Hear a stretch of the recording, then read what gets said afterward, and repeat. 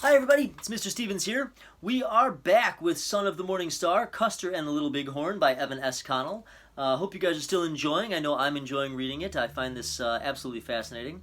We are going to jump right back in where we left off in the last video, so without further ado, here's Son of the Morning Star. On a bluff overlooking the Little Bighorn, clad in a white linen duster, he worked heroically through the night, operating by touch because the light of a candle or even the quick flare of a match invited a murderous shower. Despite what he was doing, aware that nobody else could do it, Dr. Porter grew discontented with his role. He felt that he should contribute more to the defense. Several times, he snatched up a rifle and started for the firing line, turning back only because his patients loudly objected. That anybody would work under these conditions sounds preposterous, but frontier surgeons acquired skills not taught in medical school.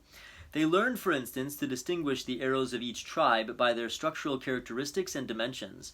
This knowledge might be enough to save a man's life. By measuring how much of the shaft was exposed, a surgeon could tell how deeply the head was buried, and by feeling the bowstring notch he could determine the angle of the blade. Thus, even in darkness, he knew what to expect. The most difficult wounds to treat were caused not by bullets or flint arrowheads, but arrowheads cut from the white man's sheet iron. These iron triangles very often bent or clinched when they struck bone, making extraction brutally painful. Surgeons of that era used a technique devised by Dr. J. H. Bill, which consisted of inserting a looped wire and manipulating it until the loop engaged the arrowhead, whereupon the shaft and head together could, with luck, be pulled out.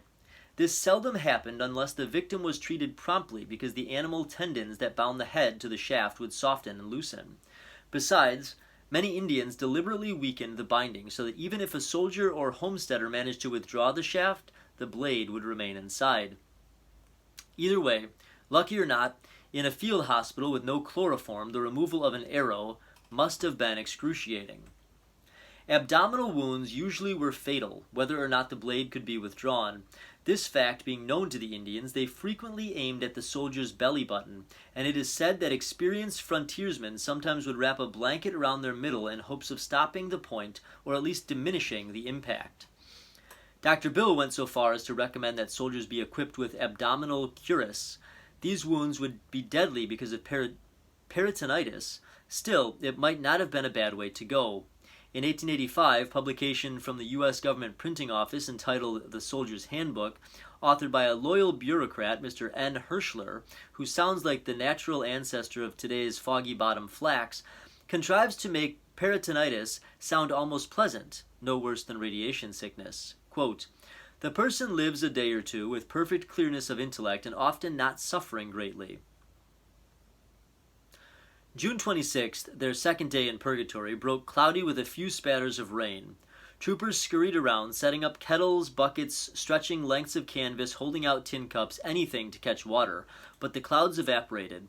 The sun blazed on the hilltop, and Indians down below were setting grass fires either to conceal their movements or to prevent soldiers from approaching the river. Some of Reno's men were willing to face whatever must be faced. Others began to wilt. One man who disintegrated had to be tied up like a hog. Some got so thirsty they punched holes in tins of fruit and sucked the juice, a forbidden practice because nobody knew how long the siege might last, and everything must be conserved. Private Peter Thompson said the offers by wounded men were pitiful. $10 for one drink of water, $15 for a canteen, $20 for a canteen, as though it was an auction. Quote, "A man by the name of McVeigh, to whom I handed the canteen that he might drink, seemed determined to keep it in his possession.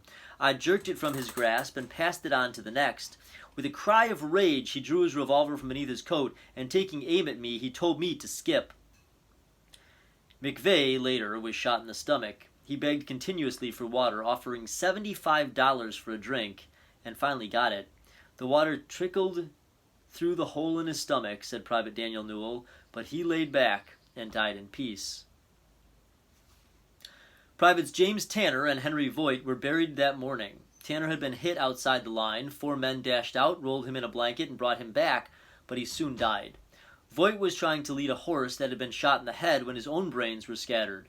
These 2 privates were laid in one grave and covered with dirt, their names penciled on a board pried from a bread box. F.C. Mann, a mule packer, was seen aiming his carbine. He held the position steadily, as a good marksman does, but he neglected to pull the trigger. At last, somebody went to investigate and found a hole in his temple. Chief mule packer J.C. Wagoner also got a bullet in the skull. He kicked and flopped around, evidently done for, but it had been a long-distance shot, and the bullet was nearly spent. He had surprised everybody by sitting up. Sergeant Charles White had brought a glass of jelly in one of his saddlebags, and he walked around giving each wounded soldier a taste of jelly, though he himself was shot in the elbow. An aesthetic problem developed. Dead horses were beginning to stink, and whenever a bullet punctured a bloated carcass, everybody close by would be splashed with putrefying flesh. Glistening carrion beetles arrived to sample this prodigious feast. Tiny white maggots squirmed blindly in the corruption. Vultures hung lazily overhead. But worst of all was the dehydration. Scout George Herendeen told of men with swollen tongues, of some who could hardly talk. They would try to eat crackers or hardtack, but could not raise enough saliva.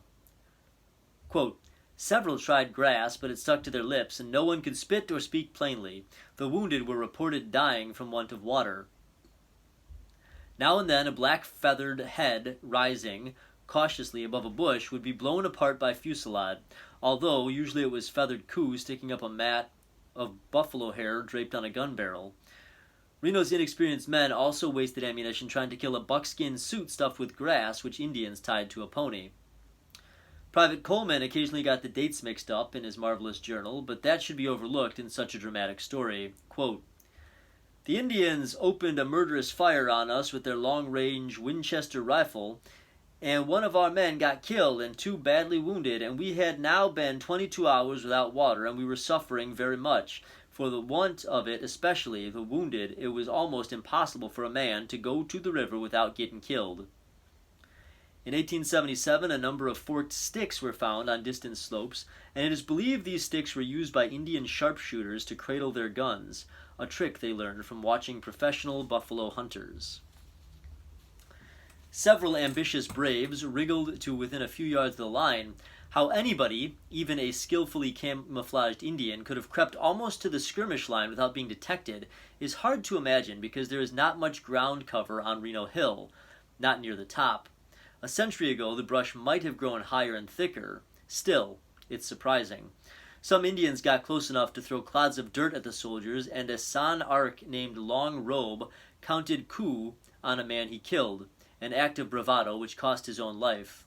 Reno mentions it in an official report. Quote, when I say the stick was only 10 or 12 feet long, some idea of the desperate and reckless fighting of these people may be understood.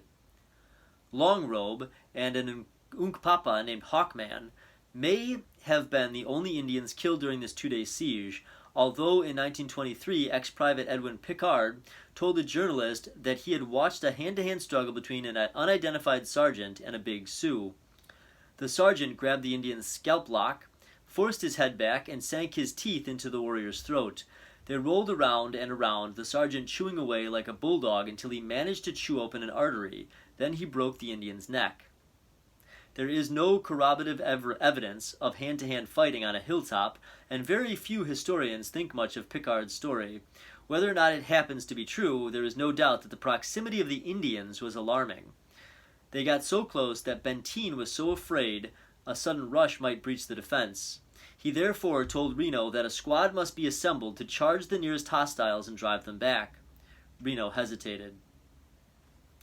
Reno's uncertainty, or timidity, seems beyond dispute. Lieutenant Godfrey, having discussed the critical situation with Captain Weir, noted in his diary, quote, we both thought that to Colonel Benteen we must look for the wisdom to deliver us, as it was that Colonel Reno carried no vigor or decision, and his personal behavior gave no confidence in him. Godfrey was present when Benteen recommended the charge. He heard Benteen say, with obvious annoyance, you've got to do something here pretty quick. This won't do. You must drive them back. Reno, at last, consented. And we will end there for this video. I hope you guys are still enjoying the read, as I said earlier. And we'll continue on in the next video right where we left off. Thanks for listening, guys. Bye.